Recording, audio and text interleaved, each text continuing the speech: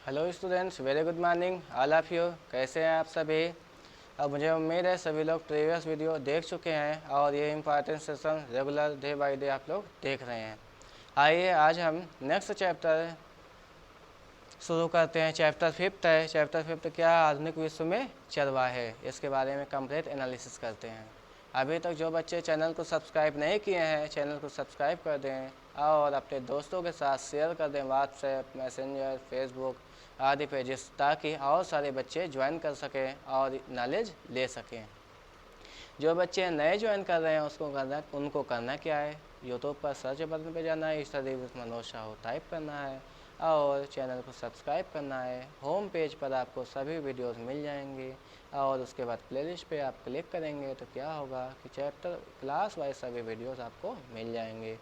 जब class wise videos मिलेंगे तो आपको जिस क्लास का चाहिए वो क्लास ओपन कर लीजिए। मैंने फॉर एग्जांपल 9th ओपन कर रखा है, चैप्टर वाइज वीडियोस ओपन हो चुकी है। चैप्टर 2 मैंने प्ले करा के रखा है। चैप्टर 2 क्या हो रहा है यहाँ पे? चैप्टर 2 प्ले हो रहा है। आई बात समझ में? आइए चलते हैं आज का अपना नेक्स्ट चैप्टर शुरू करते हैं। नेक्स्ट चैप्टर क्या है? आधुनिक विश्व में चरवाहे। ठीक है, अब चरवाहे होते क्या हैं ये पहले जानते हैं।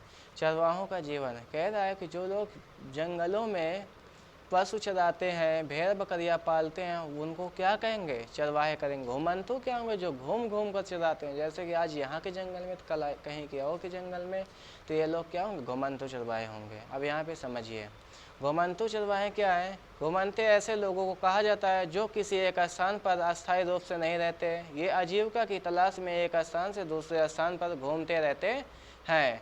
इनमें मुख्यतः चरवाहे होते हैं। घुमंतु चरवाहे अपने मवेशियों, जिनमें भेड़ बकरियों के रेवड़ अथवा झुंड या ऊँटों के साथ देखे जाते हैं, इन मवेशियों के लिए चारा एवं पानी की खोज में चरवाहे पहाड़ों, रेगिस्तान आदि में भ्रमण करते रहते हैं। क्या कह रहा है? जो चरवाहे लोग अब अपने आजीविका और अपने भेड़ बकरी ऊँट पशुओं के चारा के लिए क्या करते हैं? जंगलों में टहलते रहते हैं। आई बात समझ में? आइए आगे चलते हैं। पहाड़ी चरवाहे। अब देखिए कि जो पहाड़ पर जो लोग अपना जानवर चराते हैं उनको पहाड़ी चरवाहे कहते हैं। ये समझिए, पहाड़ी क्षेत्रों में घुमंतु चरवाहे पहाड़ी चरवाहे के अंतर्गत आते हैं। जम्मू कश्मीर का मुख्य गुज्जर बकरवाल समुदाय 19वीं शताब्दी में अपनी भेड़ व बकरियों के लिए चारागाहों की खोज में यहाँ आया और कुछ समय बाद वह यहीं बस गया। सर्दियों में जब ऊंचे पर्वत पर बर्फ से ढके होते हैं तो इस समुदाय के लोग अपने पशुओं के झुंड के साथ शिवालिक की निचली पहाड़ियों में रहने के लिए आ जाते हैं। सर्दियों में यहाँ मिलने वाली सूखी झाड़ियाँ ही उनके पशुओं के लिए चारा बनती है। वे पीर पंजल के दर्रों को पार करते हुए कश्मीर घाटी में प्रवेश कर जाते। क्या कह रहा है कि जब पहाड़ों पर बर्फ जम जाती है तो वो लोग क्या पहाड़ी चेंज करके दूसरे पहाड़ी पर चले जाते हैं और वहाँ पे अपना जीवन यापन करते हैं। इनको गुज्जर बकरवाल के नाम से भी जाना जाता है। नेक्स्ट क्या है? मैदानों, पठारों व रेगिस्तान के चरवाहे। चरवाहों का समुदाय मैदानों, पठारों व रेगिस्तान में भी पाया जाता है। ढंढर महाराष्ट्र का एक महत्वपूर्ण चरवाहा समुदाय है। 20वीं शताब्दी में इनकी आबादी लगभग 4,67,000 थी। इनमें से अधिकतर चरवाहे गड़ेरिये होते थे जो कम्बल और चादरें बनाते थे, जबकि इनमें से कुछ भैंस भी पालते थे। मानसून के समय मध्य पठार डंगरों के पशुओं के लिए विशाल चारागाह बन जाते थे। क्या कह रहा है कि मानसून के समय में ये लोग पहाड़ों के नीचे चले जाते थे और वहाँ पे रहते थे। नए ऐसे मैदानों में, पठारों में, रेगिस्तान में घूमते रहते थे। यहाँ पे धंगर महाराष्ट्र के बारे में बताया गया है कि वहाँ पे जो चरवाहे हैं उनको धंगर के नाम से जानते हैं। आई बात समझ में? नेक्स्ट है, यहाँ पे देखिए और दिया हुआ है, कोंकण क्षेत्र में किसानों को खरीफ की फसलें कट जाने के बाद उन खेतों को दोबारा रबी के फसल के तैयार किया जाता था। और ये गोल्ला है, कुमरा है, कुरबा है, कर्नाटक के सूखे मध्य पठार व आंध्र प्रदेश के महत्वपूर्ण चरवाहे समुदाय थे। आई बात समझ में?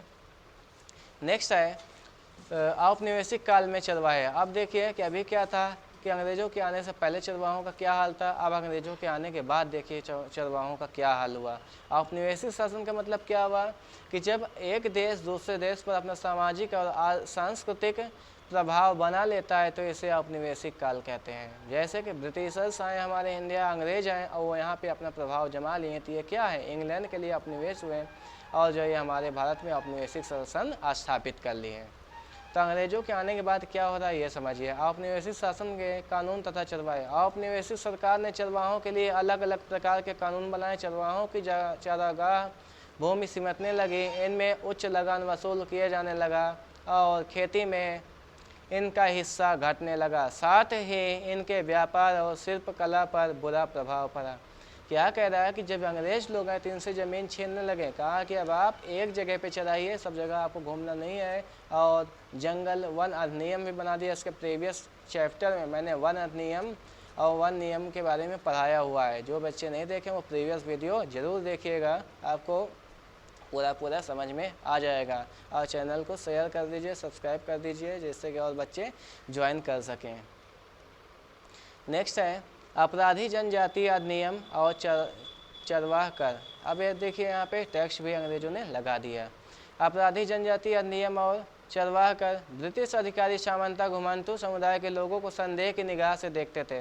वे निर्धारित आबादी पर शासन करना चाहते थे जो आसानी से पहचानी जा सके और नियंत्रित हो सके। सन 1871 में औपनिवेशिक सरकार ने अपराधी जनजाति अधिनियम पारित किया। इस कानून के अंतर्गत व्यापारी, शिल्पकार और चरवाहों के बहुत से समुदायों को अपराधी घोषित कर दिया गया। इस कानून के पारित होने के बाद ऐसे समुदायों के कुछ विशेष अनुसूचित गांवों और बस्तियों में रहने लगे आदेश दिया और बिना परमिट आवागमन पर रोक लगा दी। क्या कह रहा है कि अंग्रेजों ने अब जो जनजाति घूमती रहती थी चरवाहे के रूप में, उन पर रोक लगा दी, उनको अपराधी घोषित कर दिया। उनके लिए कानून बना दिया कि अब आप घूमिए नहीं, केवल कुछ ही बस्तियों में रहिए और वहाँ पे अपना जानवर पशु जो भी है उनको चराइए, और वहाँ तक उनको सीमित कर दिया गया और परमिशन बना दिया गया कि आप बिना परमिशन के दूसरे जंगल में नहीं जा सकते हैं या दूसरे क्षेत्र में नहीं जा सकते हैं। आई बात समझ में।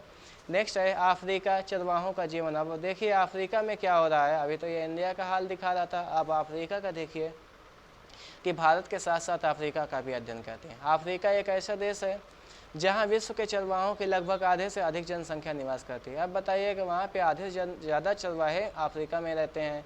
आज ही लगभग 2.25 करोड़ लोग अपने भोजन के लिए किसी न किसी प्रकार से चरवाही गतिविधियों पर ही निर्भर है। अफ्रीका के कुछ प्रमुख समुदाय बेदुइन्स, मसाई, बर्बेई, सोमाली, बोरान, राबोस और तुर्काना है। इनमें से अधिकांश चरवाहे अर्ध शुष्क घास के मैदान और सूखे रेगिस्तान में रहते हैं जहां वर्षा आधारित खेती करना बहुत कठिन है। यहाँ के चरवाहे मुख्यतः गाय, बैल, ऊँट, बकरी, भेड़वा, गधे पालते हैं। क्या कह रहा है कि 50% अभी चरवाहे ऐसे हैं जो कि कहाँ रहते हैं, अफ्रीका में रहते हैं। और वो लोग कहाँ, शुष्क मौसम में रहते हैं जहाँ पे बारिश कम होती है और जो है मानसूनी फसलें नहीं की जा सकती। अब आइए मसाई समुदाय जानते हैं। मसाई समुदाय क्वेश्चन बनता है कहाँ पाया जाएगा, अफ्रीका के जंगलों में पाया जाएगा। क्वेश्चन आंसर्स जो भी हैं एक साथ पूरे चैप्टर का रिवीजन करा दिया जाएगा विद क्वेश्चन आंसर, और जो है अच्छे से उसके लिए चिंता न करें। मसाई चरवाहे पूर्वी अफ्रीका में निवासी हैं। मसाई घुमंते चरवाहे हैं जो दूध और मांस पर निर्भर हैं। मसाई शब्द की उत्पत्ति माँ शब्द से हुई है जिसमें माँ और साई का अर्थ है मेरे लोग। औपनिवेशिक काल से पूर्व मसाई लैंड का क्षेत्र उत्तरी केन्या से लेकर तंजानिया के घास मैदानों तक फैला हुआ था। 19वीं शताब्दी के अंत में यूरोपीय साम्राज्यवादी शक्तियों में अफ्रीका में अपना प्रभुत्व स्थापित करने के लिए विद्रोह आरंभ कर दिया और बहुत सारे क्षेत्रों को छोटे छोटे उपनिवेश में परिवर्तित करके अपना अधिकार ले लिया। क्या कह रहा है कि वहाँ पे जो है क्या हो रहा है कि केन्या और तंजानिया के घास के मैदानों में ये लोग फैले हुए थे। तो क्या हुआ कि यूरोप की साम्राज्यवादी शक्तियों ने अफ्रीका में भी अपना क्या किया, शासन स्थापित कर लिया। इंडिया में भी ब्रिटिशर्स हैं, अंग्रेज हैं। अब देखिए अफ्रीका में भी अंग्रेज जा चुके हैं और वहाँ पर भी क्या अपने नियम कानून बना दिए जिससे जो है क्या जनता परेशान हुई। आई बात समझ में। नेक्स्ट है मसाई समुदाय हो गया। उसके बाद है औपनिवेशिक काल में मसाई समुदाय। आप देखिए कि औपनिवेशिक काल में मसाई समुदाय का क्या हाल हुआ वो जानते हैं। औपनिवेशिक काल में मसाई समुदाय पर प्रभाव, चरवाहे भूमि की क्षति। 19वीं शताब्दी के अंत तक ब्रिटिश सरकार ब्रिटिश सरकार और औपनिवेशिक सरकार पूर्वी अफ्रीका में भी स्थानीय किसानों के अपनी खेती के क्षेत्रफल को अधिक से अधिक बढ़ाने के लिए प्रोत्साहित करने लगी। खेती के विस्तार के साथ साथ चरवाह खेतों में बदलने लगे। मसाई समुदाय का लगभग 60% हिस्सा उनसे छीन लिया गया और उन्हें सूखे क्षेत्रों में कैद कर दिया गया, जहां न तो अच्छी वर्षा होती थी और न हरे भरे चारागाह थे। 1885 में ब्रिटिश केन्या और जर्मन तंजानिया के मध्य एक अंतर्राष्ट्रीय सीमा निर्धारित कर मसाई लैंड को भी दो भागों में विभाजित कर दिया। क्या कह रहा है कि यहाँ पे उनको किसान बना दिया गया और उस ज़मीन को दिया गया जहाँ पे अच्छी बारिश नहीं होती थी और न ही जो है हरे भरे चारागाह होते थे। अब इनसे क्या उनको परेशानी देखना पड़ता है। आई बात समझ में। अब देखिए औपनिवेशिक शासन के अंत तक चरवाहा समुदाय के लिए निम्नलिखित परिवर्तन हो चुके थे। इस समय बहुत से चरवाहा शिकारगाह में परिवर्तित हो चुके थे। भाई जब चारा के लिए क्या होगा, जब जानवर सबको नहीं मिलेंगे तब क्या हो जाएगा, ये जो है क्या है कि हाँ चारा के लिए जब जंगल नहीं मिलेगा तो वो लोग क्या करेंगे, अपना किसानी का काम भी नहीं कर पाएंगे और जो है अपना किस में बदल जाएंगे, जानवरों को मारने वाले काम में अपना लेंगे, शिकारी बन जाएंगे। नेक्स्ट है घास के बिना पशु मवेशी कुपोषण का शिकार हो जाएंगे, तो इसमें भी उनको दिक्कत है। फिर कह रहे हैं चारागाहों की सीमाएं बंद होना। मसाई की तरह अन्य चारागाहों के विशेष आरक्षित क्षेत्रों की सीमाओं में रहने के लिए बाध्य किया गया। ये बिना परमिट के अपने पशुओं को बाहर लेकर नहीं जा सकते थे। अब क्या कि देखिए यहाँ पर भी सीमाएं लगा दी गई मसाई समुदाय के लिए भी। अब ये भी परमिशन के बिना कहीं नहीं जा सकते, बस एक क्षेत्र में रहें और वहीं पे चाहे भूखे रहें, चाहे जिंदा रहें, चाहे मरे, चाहे जिए, इससे सरकार को नहीं मतलब। औपनिवेशिक सरकार शासन मसाई लैंड के साम्राज्य पर प्रभाव। उपनिवेशिक सरकार के आने से पूर्व मसाई समाज वरिष्ठ जन या योद्धा दो सामाजिक श्रेणियों में बंटा था। उसमें वरिष्ठ जन शासन चलाते थे, इनमें महत्वपूर्ण निर्णय लेने के लिए समय समय पर सभा करते थे, जबकि योद्धाओं के अधिकतर नौजवान होते थे, जिनमें मुख्य रूप से लड़ाई लड़ने के लिए कबीले की सुरक्षा के लिए तैयार किए जाते थे। ब्रिटिशों के ने युद्ध को छापे मारने पर अनेक प्रकार के प्रतिबंध लगाए थे, जिससे वरिष्ठों और योद्धाओं दोनों के पारस्परिक अधिकार नकारात्मक रूप से प्रभावित हुए। आपने सरकार द्वारा नियुक्त किए गए मुखियाओं ने समय के साथ साथ धन अर्जित किया।